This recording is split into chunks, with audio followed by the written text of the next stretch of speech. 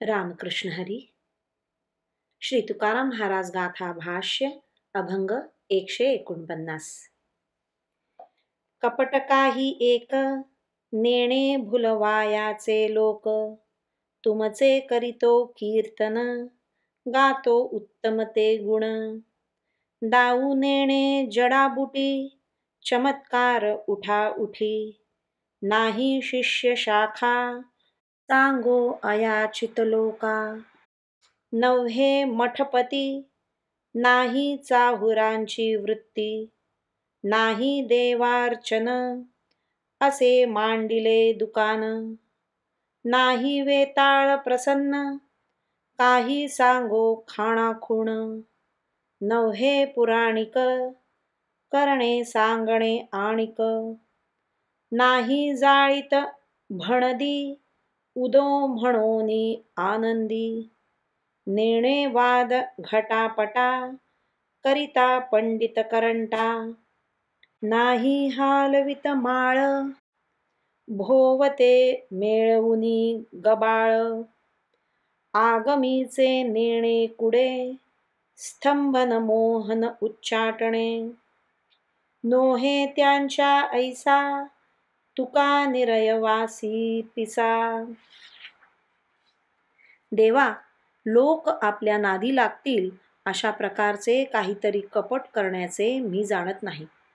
केवळ तुमचे नाम संकीर्तन करतो व उत्तम असे गुण गातो. लोकांना जडीबुटीचे किंवा योगसिद्धीचे चमत्कार दाखविण्याचे जाणत नाही.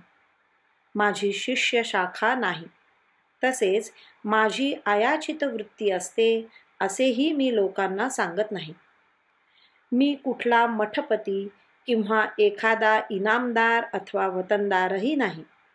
माझ्या घरी देवदेवार्चनाही नाही किंवा मोठा देव्हारा आणि देवाच्या उपकरणांचे कासारासारखे दुकानही मांडलेले नाही. मला एखादा वेताळही प्रसन्न नाही की ज्यामुळे लोकांच्या मनातील किंवा भूत भविष्य सांगता येईल. लोकांना सांगावयाचे एक व करावयाचे दुसरेच असा मी दांभिक पुराणिकही नाही. सदानंदीचा उदो उदो म्हणून पोत जाळीत नाही किंवा डोक्यावर भणदी म्हणजे उदाणी घेऊन गुग्गुळही जाळीत नाही.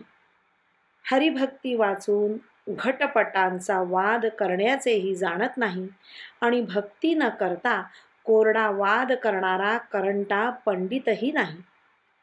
भोवती भोळेभाळे लोक जमून माळ हलवून जप करीत बसल्याचे नाटक करीत नाही. तामस आगम ग्रंथात सांगितलेले स्तंभन मोहन उच्चाटन इत्यादी अभिचार करण्याचेही मी जाणत नाही. तुकाराम महाराज म्हणतात, वरील प्रकार करणारे लोक देहांती नरकाला जातात. म्हणून मी त्यांच्यासारखा हरिभक्ती सोडून भलतेच काहीतरी करीत बसणारा मूर्ख नाही.